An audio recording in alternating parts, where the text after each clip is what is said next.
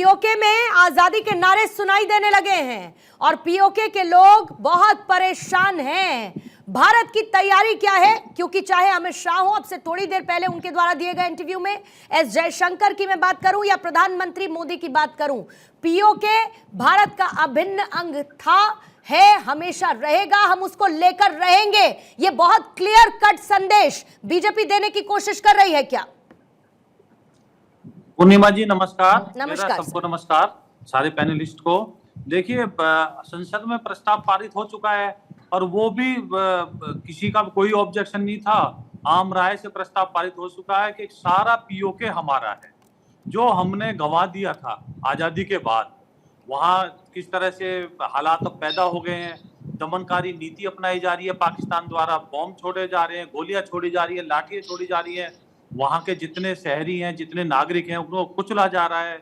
तो पुलिस के द्वारा, फौज के द्वारा तंग आ चुके हैं। वो देखते हैं किस तरह से भारत वाले पाकिस्तान, जो हमारा भारत का पाकिस्तान, भारत का जो कश्मीर है, वह अमन है, चैन है, शांति है और किस तरह से खुशहाली है। वहां ना आटा है, ना बिजली है, ना पानी है, ना सड़क है, ना मकान है। तो ये सब चीज अब वहां की जनता देख रही है और जनता वहां की जागरूक हो उठी है, सड़कों पे आ चुकी है। वहां की फौज जितना मर्जी दमन कर ले, वो वहां के लोग, वहां का आवाम भारत में मिलकर रहेगा। जो उनका खोया हुआ यश है वो प्राप्त होके रहेगा और वो भारत का अभिनंदन था, है और रहेगा। ठीक है, यानी कि पीओके हम वापस लेकर रहेंगे, जिसको पाकिस्तान ने ऑक्यूपाई कर रखा है। अजय वर्मा जी, ये संदेश तो बीजेपी की तरफ से क्लियर है।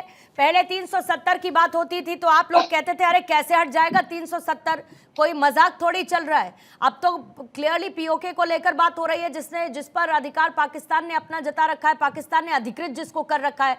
तो साथ है ना भारत सरकार के आप लोग इसमें? तो पूर्णिमा मिश्रा जी, अब ये इनका पॉलिटिकल विंडेटा है, पॉलिटिकल एजेंडा है। जब 4 चरणों में ये चुनाव हारने लगे तो 2014 के बाद 2024 के 4 चरण खत्म होने के बाद इन्हें पीओके, वही इनका पुराना पाठ्यक्रम, नवीन पाठ्यक्रम नहीं है, पुराना पाठ्यक्रम, पाकिस्तान, पीओके, कब्रिस्तान, शमशान, ये इनका पाठ्यक्रम है, नया पॉलिटिकल विंडेटा है। अब चूंकि प्रधानमंत्री जी की भाषा भी बदल गई है, मैं तो सोच रहा हूँ उन अंधभक्तों का क्या होगा। प्रधानमंत्री जी ने कहा है मेरा बचपन मुस्लिम परिवारों के बीच बीता है, हमारे पड़ोस में मुस्लिम परिवार रहा करते थे, ईद के मौके पर हम घर पर खाना नहीं बनाते थे क्योंकि पड़ोस के मुस्लिम परिवार से खाना आता था। अब जब साहब ने ये कह दिया तो अंधभक्तों ने सबको पाकिस्तान भेज रहे हैं और हिंदुत्व राष्ट्र की मांग कर रहे हैं।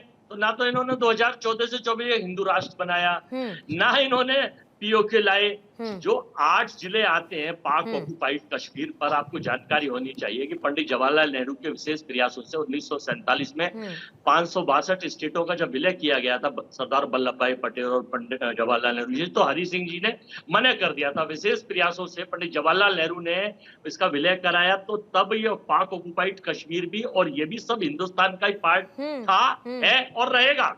लेकिन चूंकि सरकार के पास, सरकार की 2 राष्ट्र की अवधारणा, 2 राष्ट्र की नीति तो पहले से ही थी। मैं आपकी जानकारी के लिए बता दूं, जिनके ये चरण चुंबक करते हैं, मूर्ति लगवाते पूछते हैं, 1937 में ही 2 राष्ट्र का प्रताप भाजपा के स्टार सोच रखने वाले सावरकर जी ने पूछते हैं 1937 में अहमदाबाद के अपनी अधिवेशन में ही 2 राष्ट्र का प्रस्ताव पास कर दिया था और मुस्लिम लीग ने 1940 में जाके किया था। फिर श्यामा प्रसाद मुखर्जी इनके साथ मिनिस्टर रहे मुस्लिम लीग के साथ। 2 सवाल पूछना चाहती हूँ अजय जी मैं आपसे।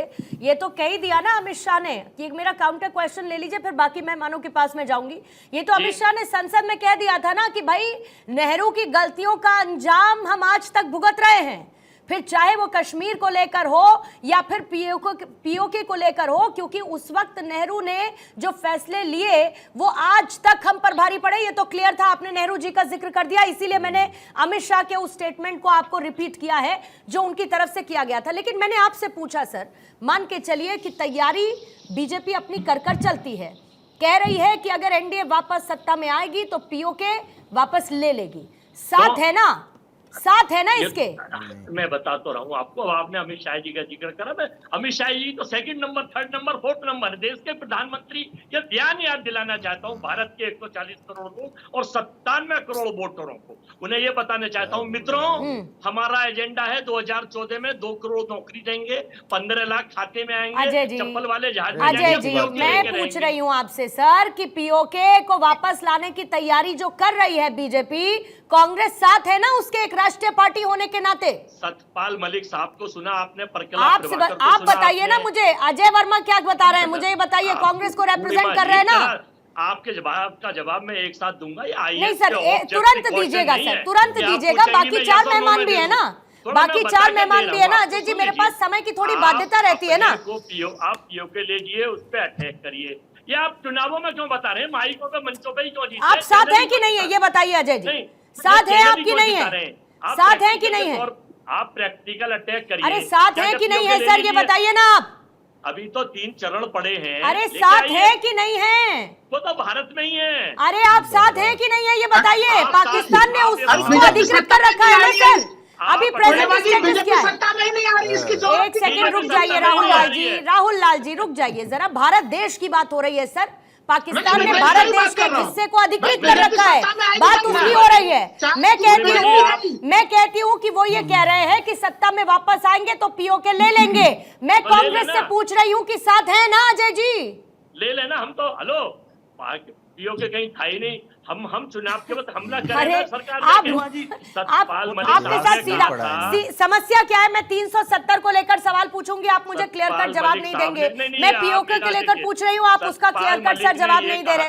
अजय जी नहीं देना चाहते तो कोई बात नहीं, मैं बाकी मेहमानों के पास चली जाती हूँ। सब बताइए बताइए। गवर्नर है सतपाल मलिक जी। अरे साहब, चुनाव, अरे सत्यपाल मलिक को छोड़िए, राहुल गांधी सोनिया गांधी की बात करिए, अजय राय की बात करिए, अजय वर्मा की क्या कह रहे हैं वो है ना साथ में?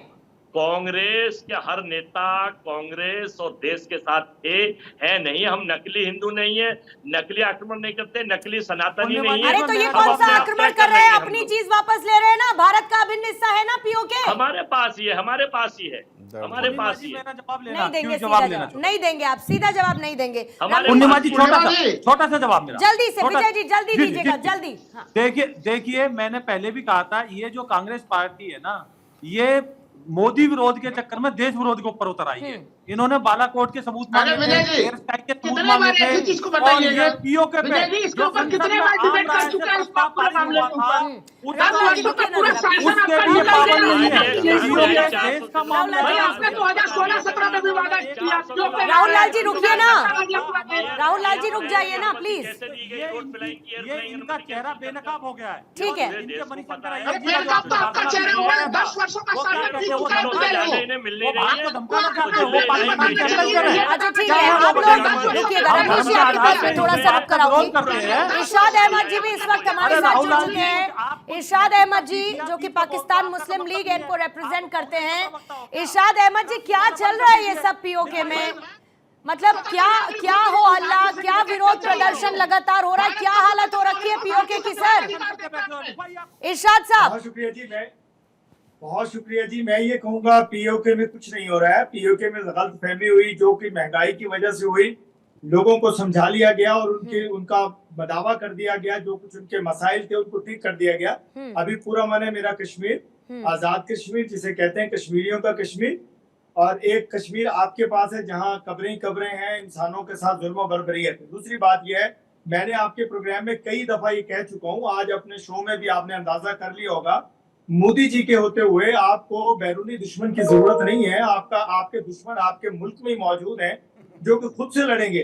अब ये देखिए, आपके पैनल में 5 लोग हैं जो कि आपस में लड़ रहे हैं, सिर्फ इसलिए लड़ रहे हैं क्योंकि वो नहीं चाहते कि मोदी जी की हुकूमत आए, वो नहीं चाहते कि मुल्क में बदअमनी रहे, वो नहीं चाहते कि मुसलमानों के साथ जुल्म होता रहे, वो नहीं चाहते कि सिखों के घरों पे हमले होते रहे।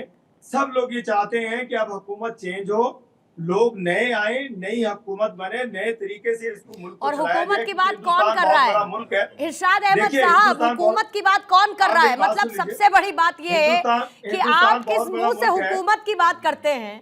पाकिस्तान के सूरत हाल पाकिस्तान में आप मेरी बात सुन बदहाली, लीजिए। पाकिस्तान में पॉलिटिकल क्राइसिस, पीओके में जहां पर लोग बेसिक जरूरतों की मांग करते चाहूंगा कि हैं, मुझे सुने आपके आप। रेंजर्स आकर उन पर गोलियां बरसा देते हैं। आप सुन लीजिए, इस सुन हुकूमत लीजिए। की बात कर रहे हैं।